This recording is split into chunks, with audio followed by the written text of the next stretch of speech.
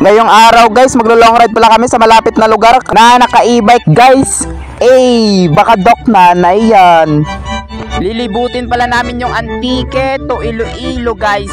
Grabe, ang solid. First ride niya, Antique to Iloilo na agad.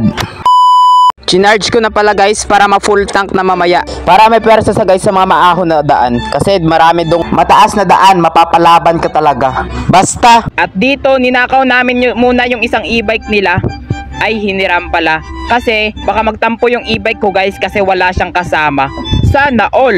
Eto na guys, on the watch na kami ng beautiful view ng Antique guys. Kita nyo guys, napapalingon siya sa ganda ng e-bike ni Doc Nanay guys. Baka healthy at maganda talaga to guys kasi very quality. Pag may pupuntahan kang malapit lang, pwedeng pwede to. Charge mo lang, makakapag-chill ride ka na guys with your bebe loves. Ew, that's crazy. Ang kasama ko pala guys is magtito, si Pogi at saka si Tech 11, Kyrie Irving. Malakas sila yan sa babae guys, pero isa lang, loyal ba? Pero mas loyal sila sa inom guys. Sobrang loyal. Loyal pa sa loyalty. At dito guys, sa wakas, nasa Antique na kami. Grabe talaga yung e-bike namin guys. Sobrang lakas. 10 kWh per second, pi square root of 2 ang takbo niya guys. Solid. Galing pa kami niyan ng Iloilo guys. Hindi namin namalayan na sa Antique na kami kasi yung barangay namin part pa ng Iloilo. Tapos yung kabilang barangay namin is Antique na. Nauna na si Pogi guys kasi excited na siya makita yung mga beautiful spot dito sa Antique. Grabe, sobrang ganda pa ng kalsada dito guys. Nabubulol na ako kaka-voice over guys. Sorry, eto na lang guys. Lagyan natin ng background music. Tumakas na tayo, takasan na natin ang mundo. Magtago papalayo sa mas tahimik at payapang mundo.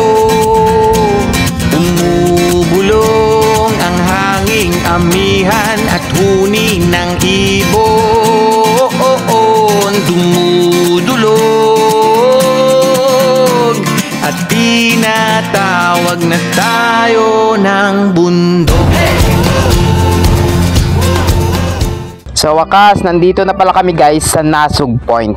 Sobrang ganda dito guys. Mapapaluha ka talaga sa ganda ng view dito. Tingnan nyo guys where the mountain meet the sea. But the e-bike is the best quality. Thank you po Doc Nanay sa pa-e-bike nyo. God bless you po. At dito guys is naglibot-libot muna kami. Marami ditong pumupunta tuwing hapon guys. Kasi sobrang ganda. Nakakatanggal ng stress guys. Promise. Pasensyaan nyo lang muna yung mga video ko guys kasi hindi pa ako nakabili ng iPhone Sweet 16. Sorry po. Pero napapatingin si Itik guys sa sobrang ganda ng babae.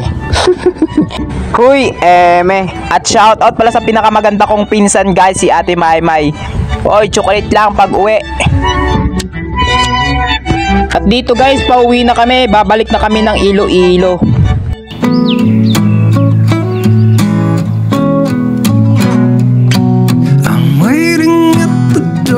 Step finally home. I've been gone for too long. Standing here a while just to take it all in.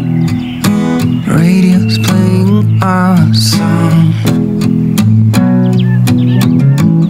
and then you stood there smiling at me as so many times before. I'll never wanna be away, leave you again. You are all I want and more. It is true. Sa wakas guys, papasok pa kami ng Iloilo. Ang bilis talaga ng e-bike namin guys, kahit chill ride lang. At dito guys, nagsabi si Pogi na magfo-food trip daw kami. Kakain kami ng siomai rice. Siomai rice.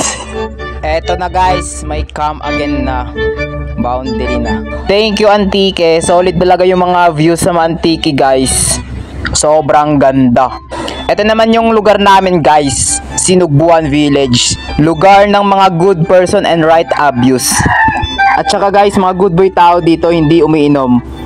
Kasi tulog. Malapit na pala kami guys sa pag-food tripan natin. Konting paahon pa.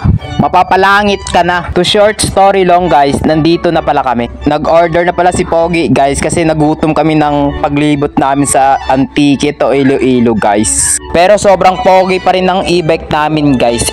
Baka Doc Nanay yan. Ito na guys, kainan na.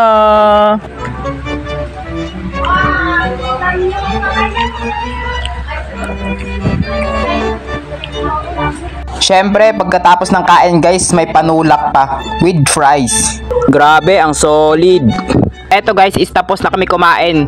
Uwi na kami. Pero yung magtito is kung sino daw yung pinakamaganda sa dalawa. Parehas lang naman yan. Thank you po sa panonood ng walang kwenta. Last vlog ko na lang pala to guys. Bye bye! I love you all! Mwah!